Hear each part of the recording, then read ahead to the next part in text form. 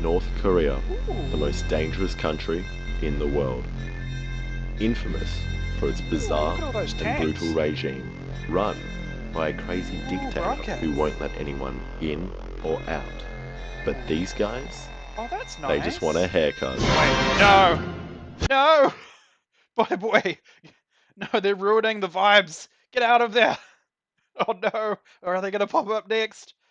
Oh, it's Kim. Oh no! Run, Kim! Kim! Get out of there, Kim! Run! Save yourself! Oh no! They got Kim! No! Okay, bits aside. Hi everybody. This is Unready here, and today we're going to get into some more BoyBoy. They've got quite the back catalogue of schlock that we can look at, and today we're looking at we went to North Korea to get a haircut. Oh yeah, this one. If you thought the last video about the CIA was bad, this is on another level, man. Your brains are going to be liquefying and running out of your ears by the end of this one. So strap in. All right, here we go. So, why would we go all the way to North Korea just to get a haircut? Well, to answer that question, we've got to open our history books to page 1. It's clearly not page one. I'm so sorry. It's such a minor nitpick, but I hate their jokes. They're just awful. That he's flipped to the middle of the book. That isn't page one. You could have shown him opening a book. Oh, fuck. Okay, I'm gonna have to keep going. Otherwise, we're never gonna get through this. All right. Korea. Cute, I guess. Korea spent the first half of the 20th century as a colony of the brutal Japanese Empire. As Japan withdrew after World War II, the I mean, wow. That bet's actually mostly correct. I'm impressed. Good job, boy. I hope you don't say anything in the next 10 to 15 seconds to make me regret praising you here. Koreans gained independence, elected a socialist government, and things Uh, were pretty sweet in Korea. For about uh, 2 months. what? Cue the big fellas. The guys who had just won World War II decided to No. move in. So, they randomly divided the country along the No. 38th parallel, God with damn the it. south under US control and the north under the Soviet Union. Okay, well, I'll give them that. At least they mentioned the Soviet Union being involved in the North. Credit where it's due. That's actually a good point. However, they really didn't go into a lot of detail about how that happened. So, how that all happened was at a conference called the Yalta Conference. There was also one at Potsdam, the Potsdam Conference. So there were several conferences throughout the war where the Allied powers collaborated on things like strategy during the war, but also where they discussed what would happen after, basically. How they would divide up the spoils of the territories that they liberated from Nazi Germany and Imperial Japan. Now, I shouldn't have to tell you guys that this was awful. Like, they were dividing up places whose peoples just wanted to be free and do their own thing, and they were saying, no, this is what you're going to do, this is who's going to be in charge of you now. And it's absolutely disgusting imperialist crap. And I find it fascinating that BoyBoy, who usually is very critical of the US, just kind of skates over that. You could have really gotten into detail on these conferences and how awful they were. But he can't do that because the Soviets were involved. And criticizing America here would also mean that you have to criticize the Soviet Union. So, Jesus. Uh, and just another thing that is wrong here. They didn't randomly decide where the line was. They weren't throwing darts at a map in the Yalta Conference and just like, oh, yeah, wherever this dart lands, it's we're going to put the border for Korea. No, they decided based on the geography that the north is closer to China and therefore the Soviets, so they divided in half along that line, with the south obviously being closer to Western colonial territories. So it wasn't random. Like, I know it's a minor nitpick, I know, and I have a lot of these throughout this video, but when you're describing what history and politics, you need to be very precise and careful about your language, because even a couple of words out of place can change the meaning of what you're saying to be completely different. Because this was not a random act of deciding where the border was. This was a carefully calculated plan that had been worked out years in advance. So, let's keep going. In the communist north, Kim Il sung continued the land reform of the socialist government, forcing Sure. landlords and their sympathisers to flee south. But in the south, things were a little bit trickier. The Americans expelled the socialist government and brought back the Japanese guys that everyone loved so much. What? And Hang on a minute. I thought they'd already gone. When is this? It's fascinating that there aren't any dates here because. Hi there, first interruption from me. So, Japan surrendered to the Allies on the 2nd of September 1945. The Japanese occupation forces remained in Korea for around a month, being fully withdrawn by mid September. They were never brought back to Korea and were all sent home to be disarmed. The US and Soviet militaries then began their occupations of the South and North, respectively. So I have absolutely no idea what BoyBoy is talking about when he refers to the US bringing back Japanese occupation forces. The US was quite harsh actually, repatriating, which means deporting, all Japanese settlers in the region. Well over 500,000 Japanese civilians were deported by US military occupation forces, and their property was distributed amongst the locals. The US was really not keen on Japanese people being present in the region at all, so they wouldn't have brought any Japanese soldiers back. Right, that's my bit done. Now back to it. Absolutely wrong. whoever didn't love them was forced to flee north. What? Fueled by the two competing superpowers, this division led to all-out war in 1950 and, Oh my during the spread of God. communism, Just another brief pause. The time between the end of World War II and the beginning of the Korean War is 5 years. BoyBoy has condensed this 5 years into a little snippet of a discussion that is barely a minute and 56 seconds long. And I say barely because probably at least 40 to 50 seconds of that is silly bits and the dialogue in the opening. So he's condensed an extremely complicated conflict, once again, an extremely complicated conflict and event in history that took place over many years and had a whole bunch of factors influencing as to why it happened. He's taken all of that and condensed it down to like 30 seconds. Fucking brilliant work here, folks. Uncle Sam and all his buddies went to town on the north. What? Well, they did, but you're missing a bit here, boy. He's missing just a bit. Because, yes, the US did go to town on the north, but in that case you might be wondering, well, hang on, why is there still a north? You know, if the Americans, we know how bloodthirsty and good at fighting they are. Why haven't they just wiped out the whole country in 1950? Why is there still a North Korea standing today? And that's because the Korean War wasn't so much of a, let's say, a turkey shoot as more recent American conflicts have been. BoyBoy here, what they're trying to do is use America's more recent wars to paint a picture in their audience's head. Because the more recent wars have been America against far technologically inferior foes who they massively outnumber and have far more resources than. So they just stomp all over them. But back in the day, they actually had to fight. Like, actually put up a decent fight as well to win. You couldn't just roll in there and win at everything. And that was what happened in Korea.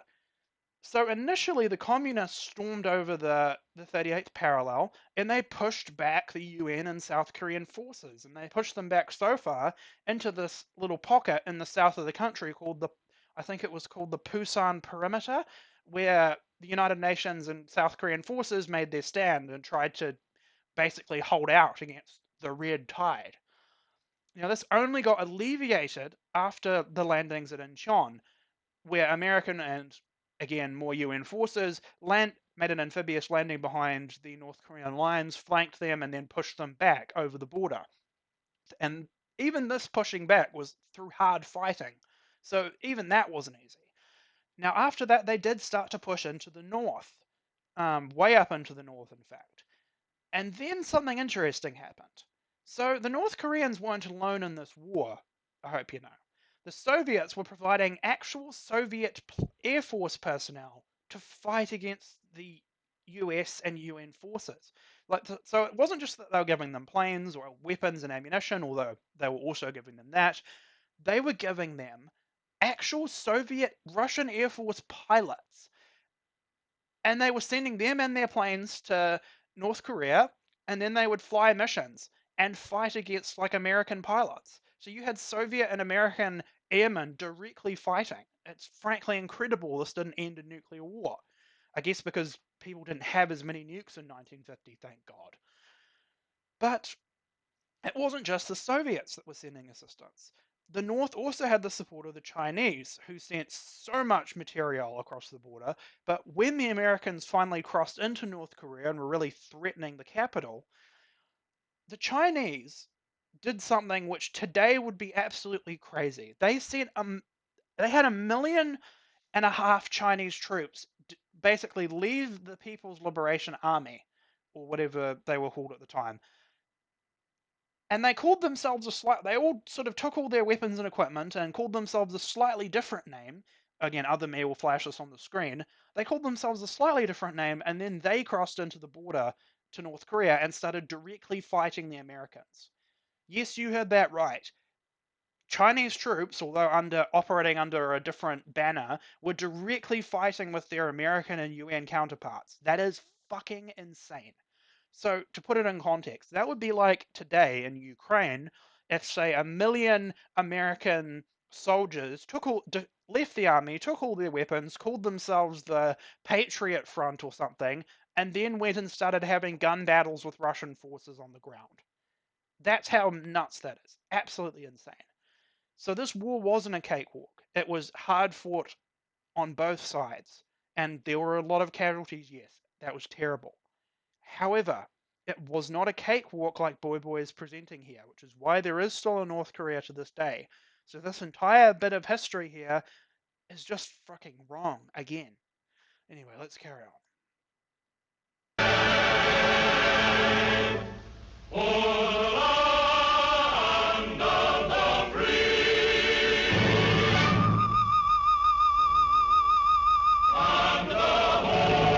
Blah, blah, blah.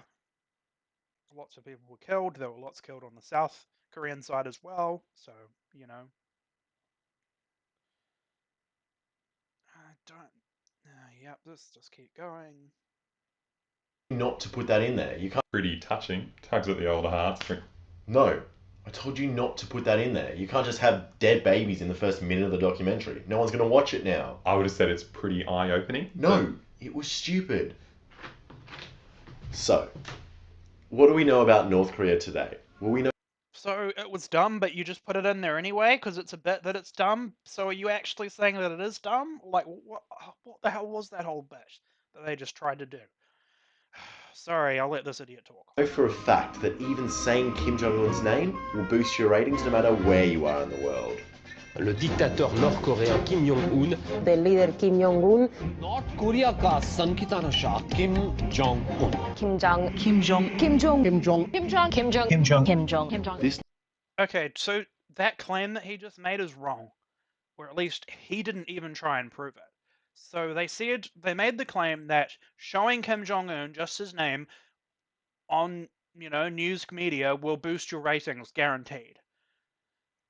Now, how you would go about proving this would be through showing things like ratings on days where Kim Jong-un stories were featured versus on days where they weren't, and you can see how that affected the viewing figures.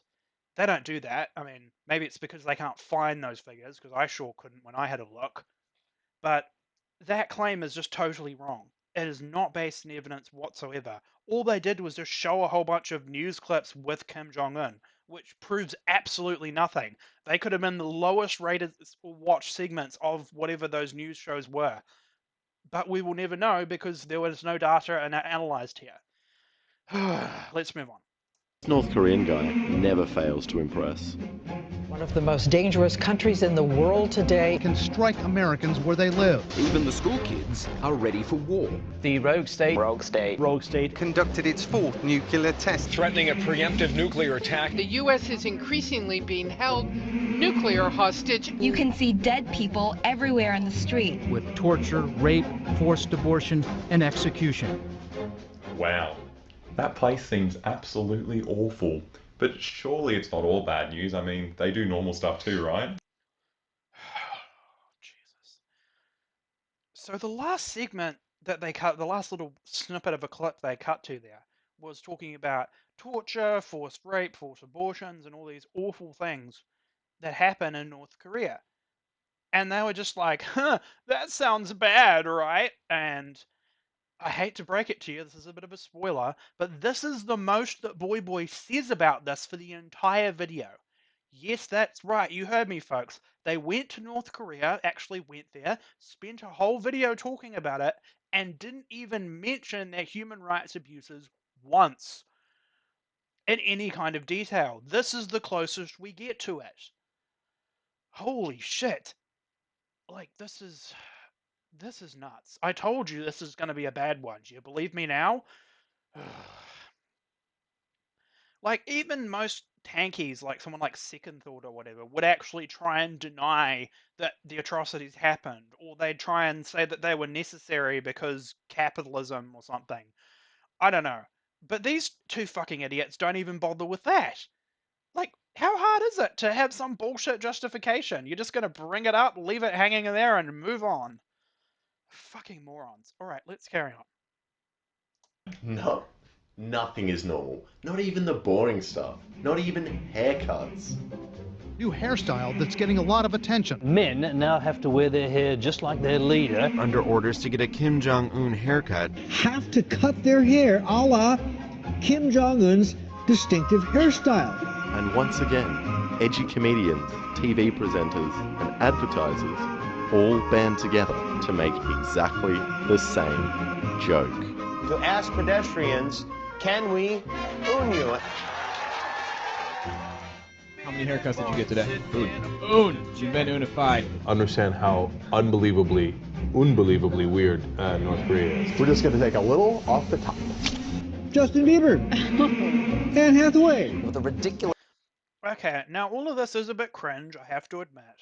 But this haircut stuff is bad. Yeah, they're laughing at it, and it's doing a horse laugh, so I'm saving your ears. Alright, let's go back. Here is that the haircut law never existed. If we dig through the sources back to the original article that started this viral story, we arrive in Washington, D.C. at a news company called Radio Free Asia. The original article is based entirely on unnamed sources, quotes plucked out of thin air. But, regardless of its unverifiable origin, it gripped international media and everyone was ready to cash in. It seems an exciting news story comes out of North Korea every month. Okay, so I'm going to have to let the other me take you through that, because everything he said about this haircut claim... Well, okay, so it's a bit more difficult than normal, because what he said there about the original article being fake is correct, because we do know that it was fake, but there's a bit more to it than that. So I'll let other me explain. Okay, so about this whole media narrative, what BoyBoy says about the Radio Free Asia article being dodgy is correct. And he is also correct that it spawned a whole lot of stories from other networks who are apparently too lazy to double check the original source and ran with the story anyway, which is a pretty bad look, to be honest. However, BoyBoy misses out something rather, crucial in this analysis. So if we are looking at the date of the first article, we see that the date that it was written, or published I should say, is the 26th of March 2014. The news media is actually held to a relatively high standard in terms of making corrections if their information is wrong. So how long did this take to get corrected? Well, according to a Guardian article which specifically notes that experts have long debunked the haircut claims, around a month, as this Guardian article was published on the 24th of April 2014. Numerous other websites made corrections as well, such as this one from the BBC. All that is rather interesting. So BoyBoy was smarter than everyone in the mainstream media then? I'll bet that by the time of the corrections he had already uploaded his video laughing at all the talking heads that parroted such fake information. Okay, so let's see when BoyBoy published his video. It's got to be like the day after the story, right? Okay, zoom in a little more. Huh, that's awkward. He uploaded it almost 3 years after the original article. So, to sum up what happened here, BoyBoy posted this whole video about a claim from 3 years before, which had already been thoroughly disproven. Apparently because he was so upset that someone would dare critique his beloved North Korea that he just had to make a video about it. Oh, good God, that's pathetic. But what is worse is that whilst BoyBoy is correct that this specific claim that only one haircut for male North Koreans was allowed, he leaves out something else. Because you see, whilst the North Korean state doesn't require just one haircut for their men, they do strictly police the fashion and beauty standards of their own people to a high level. As a North Korean woman noted in the same Guardian article, women's trousers are scrutinized carefully. Skimpy clothing would be utterly outre. Sun hats invite suspicion. Blue jeans are off limits, and the regime has voiced displeasure at tops with Roman lettering upon them. Anything too decorative or simply too unusual will invite censure. Above all, clothing must not look foreign. These standards are enforced by roving gangs of the Socialist Youth League and other similar organisations who strictly monitor for any discrepancies. The defector in question mentioned that these restrictions were more annoying than frightening, but it should be noted that she only discusses minor infringements in this article. Things like new fashions from China, which vast numbers of women adopt in North Korea. This makes it actually quite difficult for the state to punish them for, as there is a sort of safety in numbers thing that kicks in, because if everybody's doing it, how can you punish them? However, some things like dyeing hair or Western clothing would lead likely to a far more serious punishment. So whilst BoyBoy is right about the specific haircut claim, he also goes on to imply that all reports of the North Korean government meddling in their daily lives and freedoms of their citizens are incorrect. In this case, he is wrong. North Koreans do not have the same freedom as we do in the West to dress and present themselves how they would like. So overall, this whole video is extremely misleading and is based on disproving an already long debunked myth many years after the fact. Just utterly pathetic, to be honest, but I wouldn't expect anything less from BoyBoy. Anyways, back to it. May have fallen asleep at a meeting. The regime often uses grotesque methods. He was stripped naked, thrown into a cage, before being eaten alive by 120 starving dogs. Kim and his brother observed the 1-hour ordeal. Did you hear that one? That Kim Jong-un abducts squads of girls to pleasure him? Handpicked based on good looks and measurements. Holy shit! But did you hear about the time he tried to ban sarcasm? I want you to know that your ban on sarcasm is a great idea. And by the way, that haircut... Okay, again, they're just doing the same thing they did before. They're bringing up the human rights abuses, not trying to disprove them, not trying to justify them, just leaving them dangling there being like, huh, yeah, look at that, what a good guy. Like, what the fuck? Amazing! What the haircut law and all these other amazing stories share in common is that at the very centre of this media whirlwind, they're based on absolutely nothing. Starts to feel... Holy shit. Now, what I said before still stands in terms of, like, yeah, they don't actually go into any of them in any depth. But I stand corrected. I forgot that they did this. There's so much bullshit in here, even though I've watched this a little bit. You know, I forgot exactly what happened, and they did deny it turns out. Jesus fucking Christ. Okay, they're denying everything. They're like, nope, none of it happened. They're not going through specific claims like they did with the haircut and saying, oh yeah, okay, well in this case, this thing was based on unnamed sources and it's not verified, so it's probably not true. They're just like, no, blanket, it's all not true.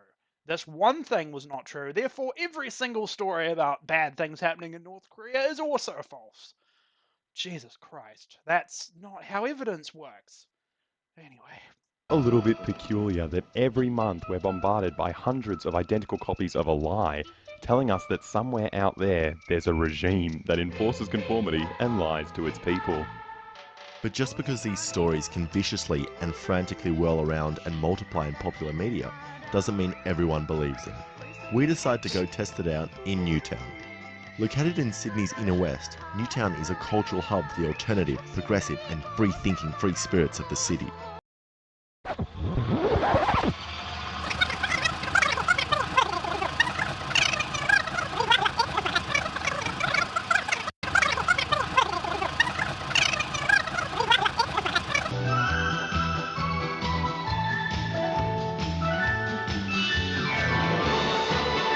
Now, there's something that they don't discuss at all again, one of the many things they don't discuss, it's the ethics of them doing this. So they do actually go to North Korea, as you see here.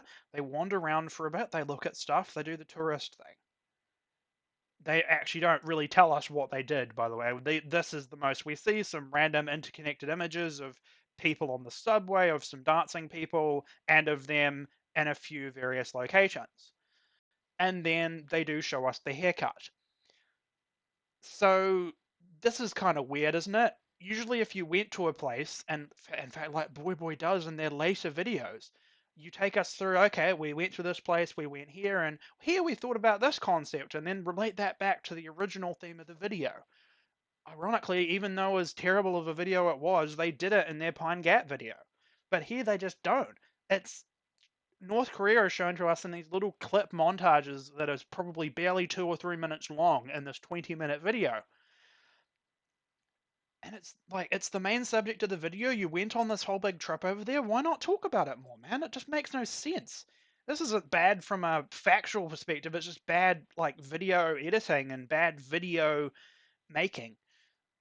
Anyway, that's my content creator brain that was annoyed at that. But the other thing they don't mention is the ethics of tourism in North Korea.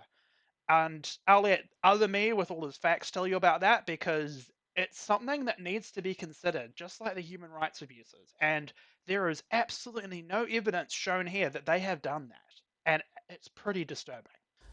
Hey, me again. Just butting in quickly because I noticed there was something quite important that BoyBoy left out of this section.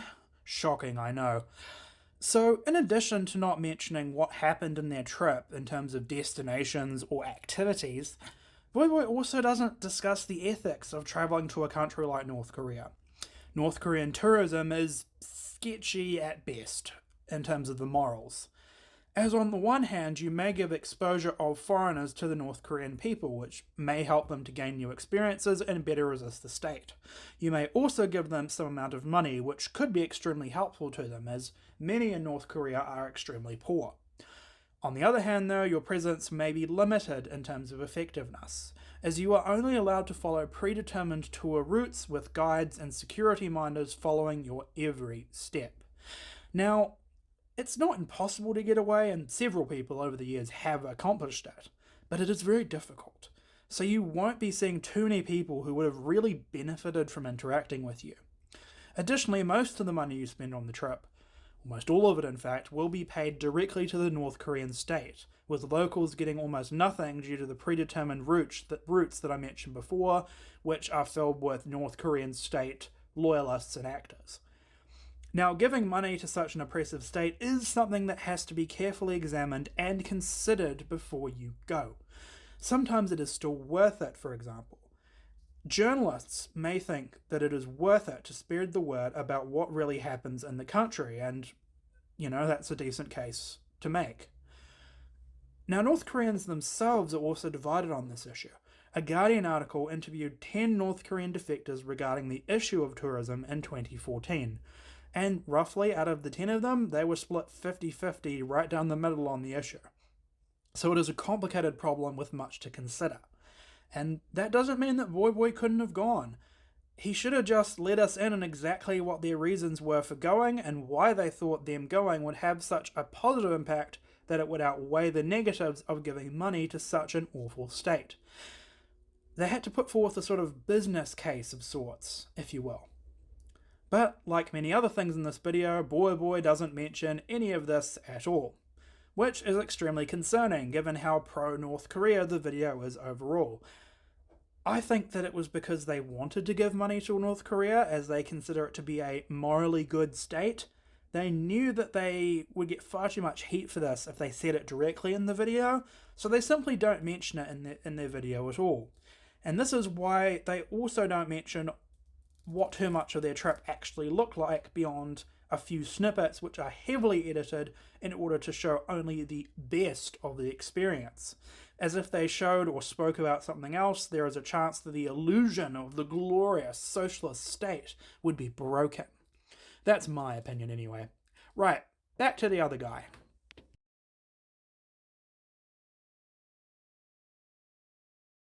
Anyway, let's carry on. He had a large amount of hair, the majority of which he didn't want. And when he showed the hairdresser a picture of the exact amount of hair he wanted, they got rid of the unwanted hair, just like hairdressers do all over the world. And you know what? I think the North Koreans did a great job.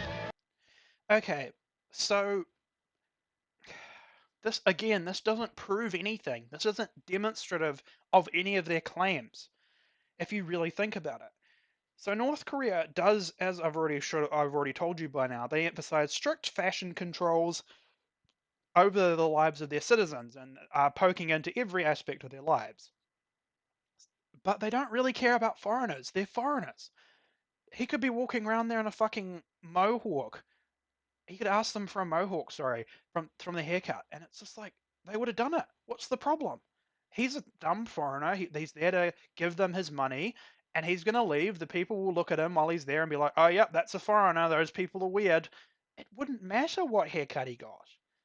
So this whole like, oh, yep, they gave me the haircut. What, they're going to try and kill you, a tourist who they're stealing your money from, to prove a point? It makes no sense. And additionally, like, as I've already discussed here, sure, the haircut claim is bogus, but it doesn't mean anything else that is happening in North Korea is bogus. This is a tactic that I commonly see used by conservatives in their arguments, ironically. You know, like they'll talk about something like trans rights, for example, and they'll talk about trans sports, and they maybe will get a concession that it's like, okay, yeah, maybe it's a bit dodgy to allow trans people to participate in MMA, for example, because there's certain biological differences that even transitioning doesn't remove, and it's combat sport and people could get hurt. And then they go, and that's just a basic concession, but there's still a lot of debate to be had on all the other parts of trans people in sports. But the conservatives don't stop there. They take that and then they go, aha, because we've got this one minor point where we're actually come out okay on, we've won the whole argument. Everything we say about trans people is correct. Fuck you. Haha, we beat you. That's what BoyBoy's doing here. He's like, okay, this one minor point about haircuts was incorrect or inaccurate. Therefore, everything about North Korea that we know is inaccurate. It's insane. It makes no sense whatsoever. And it just drives me up the wall because this is the logic of a fucking child, man. Holy shit. Anyway.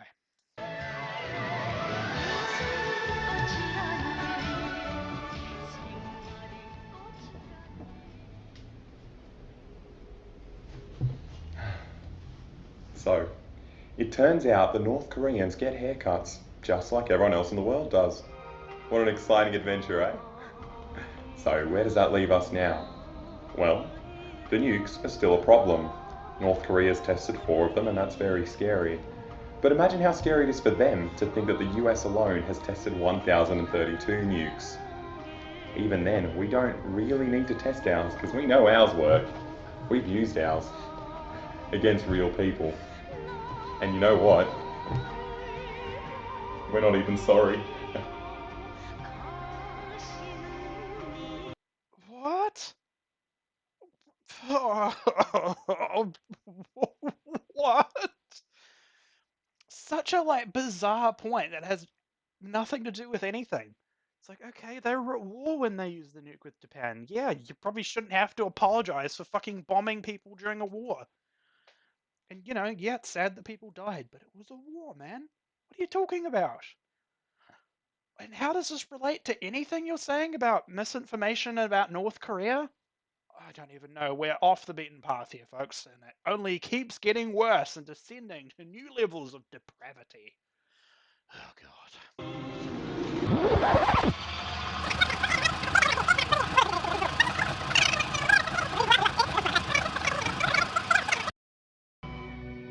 what about the prison camps? I mean, it is pretty disgusting when someone does that to their own people. But at the same time, it's a little bit confusing. I mean, what is a prison camp? Like, we have prisons, sure, but the bad guys always seem to have prison camps. It's as if our prisons are just great places. You serious, Alex? But you were pointing. Okay, this joke isn't funny. You were pointing to it earlier and were like, huh? So now for you to be all offended at it is just not funny. If you'd have been offended at it the first time and then it keeps appearing, that would be funny. But you're inserting this in here where it makes no sense. Oh, sorry, my content creator brain again is just infuriated with some of these creative choices. But okay, this whole prison camp thing. Like, so what? So what if they fucking... what if they called them Kim Jong-un's happy fun time summer camps? It wouldn't matter. It wouldn't materially affect what is actually happening there. The claim isn't that the name is bad. The claim is that bad stuff is happening there. It doesn't matter what they call them. If they just called them prisons, and I have heard a lot of reference to North Korean prisons, not always prison camps in the media, if they referred to them as prisons, it wouldn't matter. The problem isn't that, it's that there's horrific human rights abuses going on there. And yet again, BoyBoy is not substantively addressing any of this. All he's doing is just bringing it up, letting it dangle, and making fun of it, and nitpicking some other unrelated point. It's just stupid. It's as if our prisons are just great places to be. Our prisoners are known to burst into song and dance because, well, the amenities are so great and they get to go home when it gets dark. But the prison camps, oh boy, the prisoners are stuck there. They've got walls and guards and the prisoners get physically and sexually abused. No. Prison camp is a useless word. It means nothing.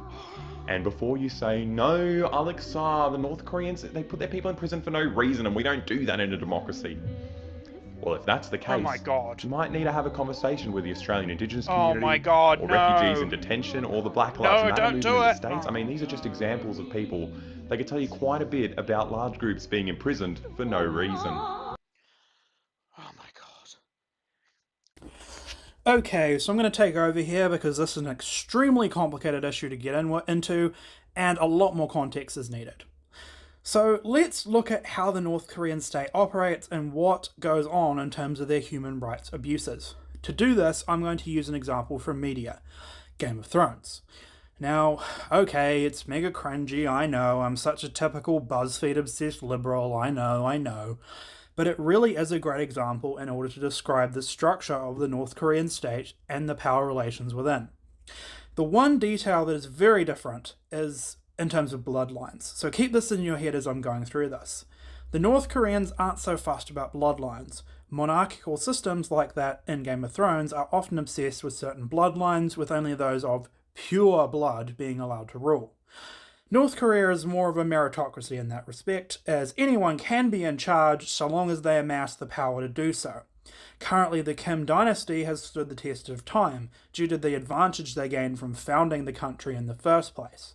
But just like the Targaryens in Game of Thrones, they could be overthrown if someone else comes along who is able to amass more power behind them. So at the head of the North Korean government, as most of you are aware already, there is the Supreme Leader. And currently this position is occupied by Kim Jong-un. The leader is revered throughout the country, almost to the level of being deified as a sort of god. Around this leader are their closest associates, those who wield significant power in the nation.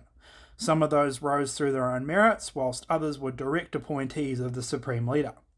This forms sort of a small council like you would see in Game of Thrones. Now, what most of you probably don't know is that the Supreme Leader can't literally just do anything they want. They have to have the support of their small council in order to do so, meaning that while in theory their powers are unlimited, in practice their power is limited to how much support they can gather behind themselves for any given cause. A good example of this can be seen with Joffrey in Game of Thrones. Even though he was technically the Supreme Leader, The actual leader of Westeros during his reign was his grandfather, Tywin Lannister, as Joffrey was widely hated and despised by all around him, and thus would not be able to gain any support for his actions, especially not if he went against the vastly more respected and influential Tywin. At a lower level, the day-to-day running of the nation is done by various lesser nobility, lords and barons. They follow the commands of, local area commanders, the so-called lords paramount of various areas. And these underlings constantly vie amongst themselves to gain power and show off to their liege lords, and actually have very little to do with the supreme leader in the upper echelons.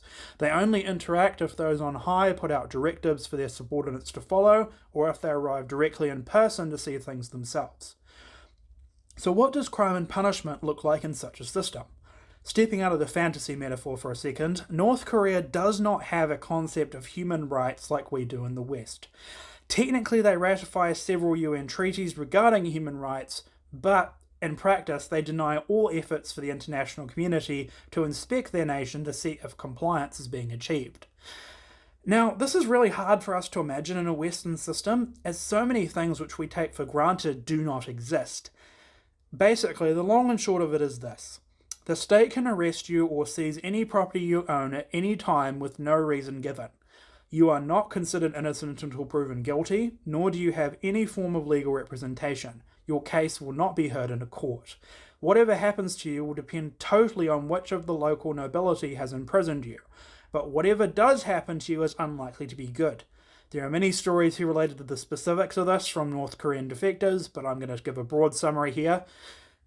In short, they do not have to give you food or water, they do not have to treat you well. They can torture you or even kill you at their discretion. Nothing is off the table in this regard, no matter how horrible. Now, there are only two limitations, or checks and balances, in this system. The first is that if you have friends in high places, think back to Game of Thrones for this. So let's say you are in the north where Ned Stark is the Lord Paramount. Let's say that some smaller lord that pays fealty to Ned Stark arrests you and that Ned Stark hears of this. And because you're a saddle maker who once made Lord Stark a brilliant saddle, he owes you a favour. After all, he wouldn't want to lose his favourite saddle maker now, would he? So he sends a command down the system to release you. That is one check on the system, favours from above. In absence of that, the only limitation placed on who can be punished and how is practicality. Let's just say, for example, that you are some kind of technical labourer. The local nobility might opt for a lighter punishment if you displease them, as they may need your technical expertise to gain their own power. So instead of killing you, they may just kill or torture your family instead to send you a message to behave. Aside from that, no other checks or balances exist in this system. A North Korean soldier or security services member could draw their weapon and kill you in broad daylight on the street, and nothing would happen unless you are someone whose deaths will be noticed by the higher-ups or affect someone else's pockets. Now, I know a lot of you are saying, well, I'm ready. That is exactly the same as the United States. After all prisoners are treated terribly in the US, and cops arrest people for no reason at all the time. But hold up a second here. First, we must consider the differences in the systems in question. Let's just say a police officer in the US shoots someone in broad daylight for no reason. Multiple levels of failure would have to occur for them to go unpunished. So initially there'd be an investigation into the death, and the police officer would have to make an excuse as to why they did it. And if the system fails here, nothing further may occur. But even then, the person's family could sue the police department for that, which is something you can't do in North Korea. But if the proper checks and balances do take over, the offending officer will go to court, where there is another opportunity for the system to either function as intended and convict them of a crime, or for the system to fail and for the officer to be absolved. We have many examples of this happening both ways, but the key difference between the systems is this. The US is a flawed system which is vulnerable to failure at key points of enforcement. The North Korean system, though, actually functions with total efficiency, as nothing happens within it that goes against the design of the system, because it is by design that citizens do not have human rights, and it is by design that the state can do whatever horrible thing it likes to you at any moment. But to those of you who are still shouting that the US is worse, Look, I hear where you're coming from, dear viewer. In fact, I actually do agree with the claim BoyBoy makes here that the US imprisons far more people than North Korea does. However, this isn't actually relevant, and BoyBoy is trying to play a fast one on you here. Let me explain. So as humans, we love data, and the only thing we love more than data is categorizing and organizing it. In particular, we love hierarchies, and where no hierarchy exists, we often try and implement one even when it doesn't make sense. And BoyBoy is appealing to your lower instincts here, viewer, and in doing so he is tricking you into believing in his cause. His logic goes like this. Because technically the US has more people imprisoned and is killing more of its citizens in total than North Korea, anything North Korea does is automatically less bad than the US, and we shouldn't focus on it at all and just give them a free pass. Now this is flawed logic for one simple reason. Suffering. Let's put it into an example and follow BoyBoy's logic. So let's say there are two serial killers. One has killed 5 people and the other has killed 50.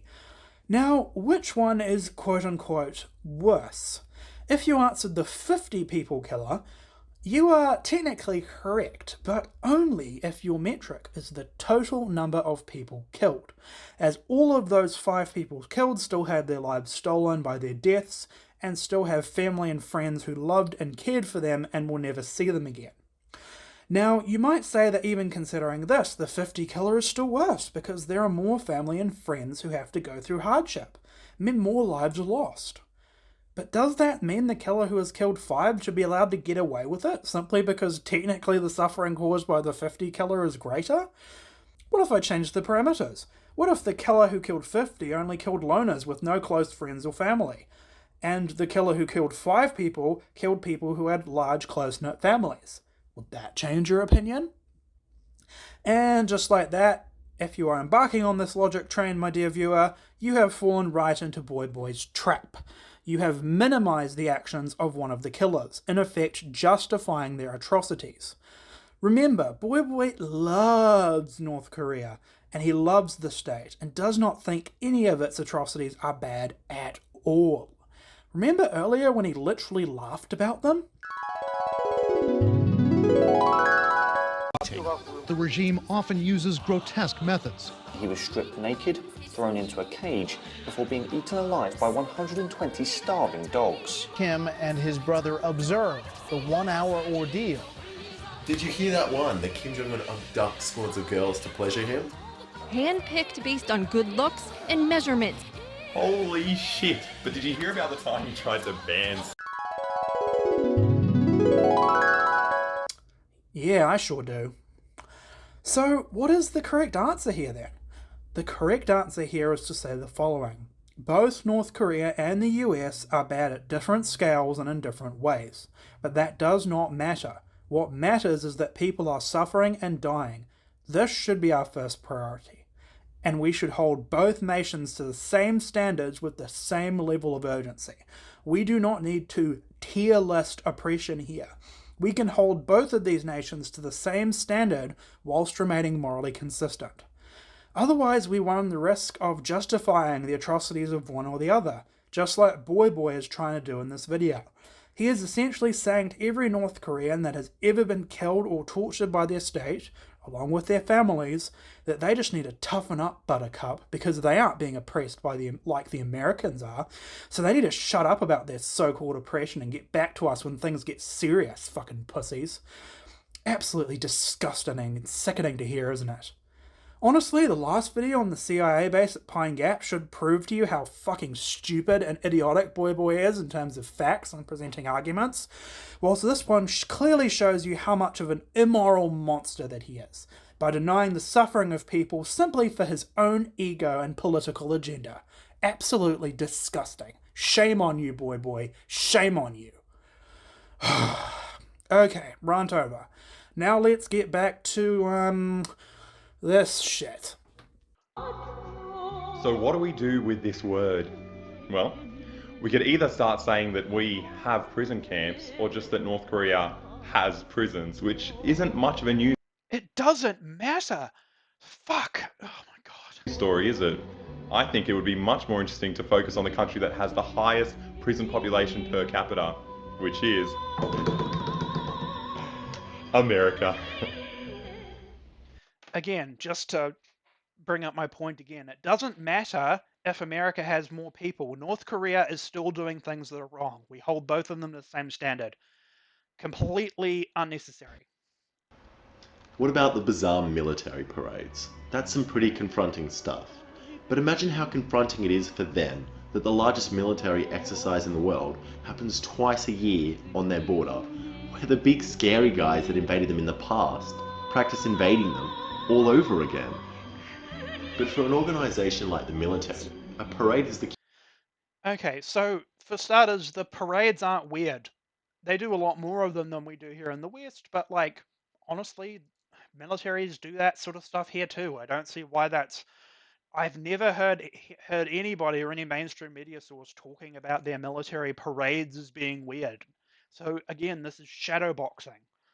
Let's hear what else he has to say. cutest thing they can ever do.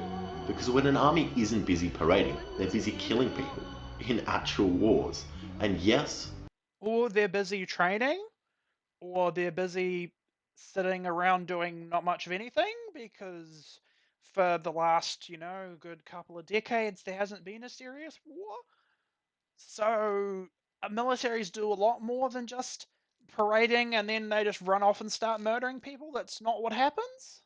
North Korea was in the Korean War, and that sucks. Yeah. But since then, the US has invaded Guatemala, Egypt, Lebanon, Panama, Vietnam, Dominican Republic, Cambodia, Laos, Angola, Iran, Libya. Okay, yeah, there's been American actions in these countries. What is this point? Are you saying that if the North Koreans had the opportunity to expand and invade more territory, that they wouldn't do it? Like, that's the only thing that I'm getting here. Otherwise, this point is a complete non sequitur and makes absolutely no sense on any level.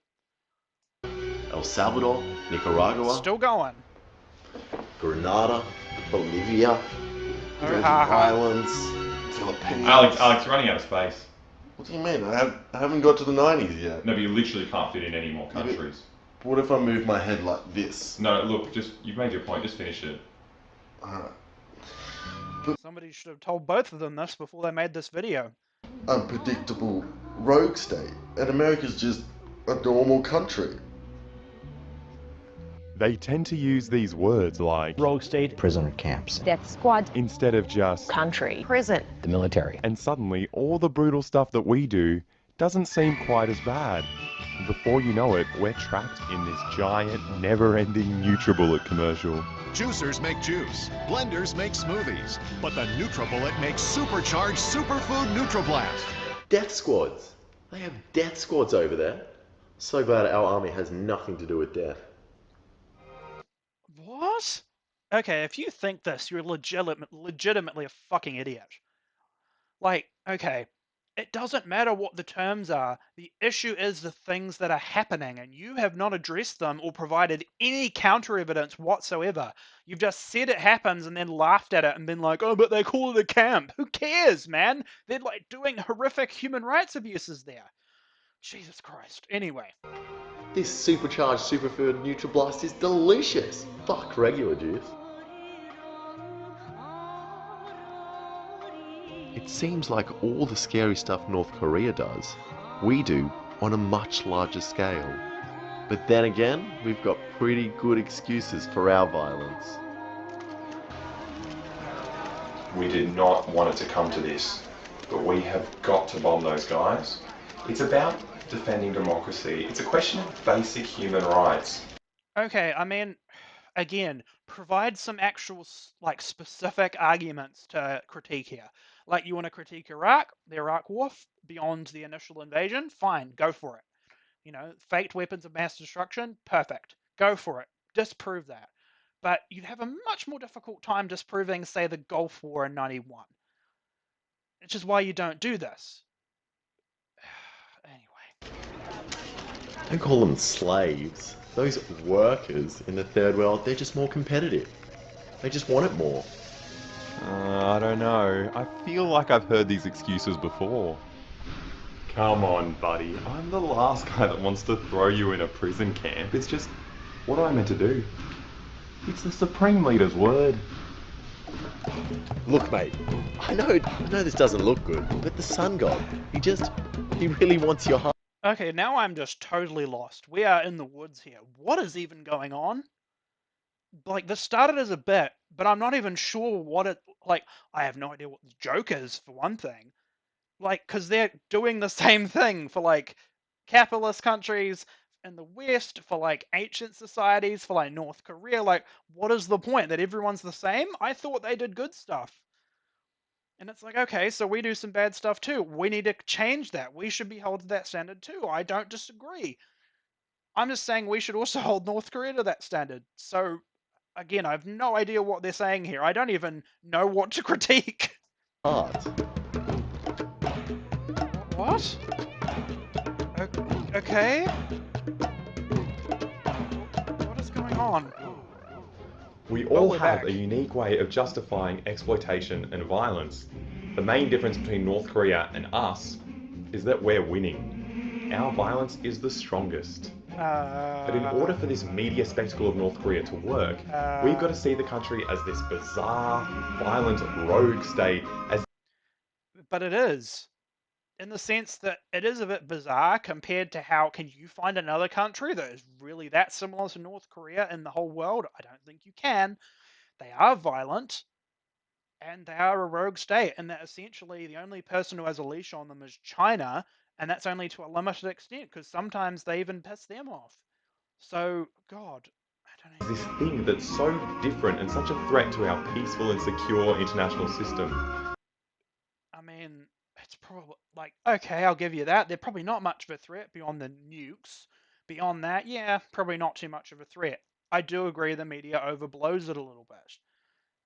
But I don't understand what the point is here. But what this process does is it tries to make you forget that our international system has abused mankind far worse than anything this dictator of that tiny country could ever dream of. Again, go back to my serial killer argument. It doesn't matter if other people are doing it worse. That doesn't mean that he gets a free pass with whatever North Korea does. It doesn't work that way, BoyBoy. You fucking moron. So what we need to do is we need to agitate and organise to take down capitalist imperialism once and for all. You know, Vladimir Lenin... Thank you. No, I had more. No, thank you, Alexei. You proved your point. Okay, this bit, like, it's presented as a joke, but given how much BoyBoy's simping for North Korea here, I think he's genuinely a tanky, so I think this was one of the serious bits of the video that he just wanted to try and slip in. It was very enlightening. You can take a seat. Fuck, that was depressing. Let's get some happy music or something. Here we go. Here's something you don't see every day. People having a great time in North Korea. Take it away, girls.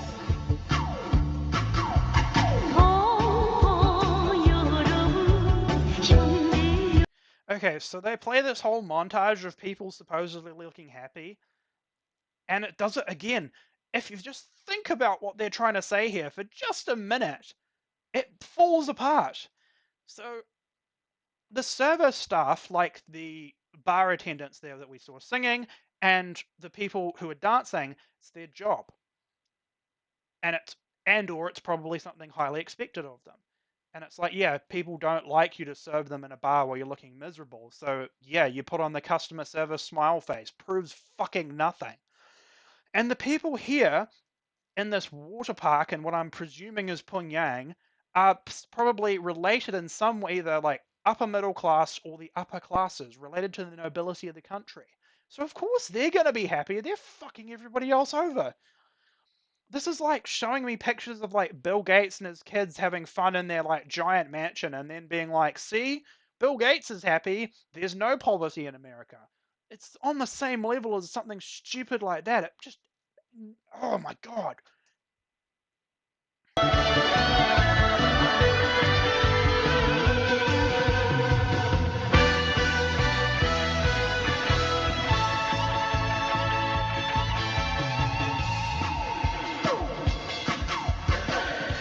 Oh, thank God, it's finally over. Holy shit. Oh no. This filming? Yeah. So before you say we're unpatriotic traitors for making a film like this, here's a video of Alexa singing the beautiful national anthem on a North Korean bus. What?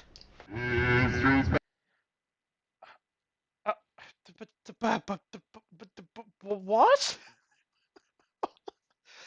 Okay, aside from the major cringe, like, I mean, doesn't prove you're not a traitor. I mean, fucking Trump and his lot sing the national anthem all the goddamn time. That doesn't mean they didn't try and overthrow the US government. So, again, claim falls apart. If you even think about it for a second, I'm just going to let this play and hopefully, please God, let this end. Yes, this is the end. This is it. Freedom!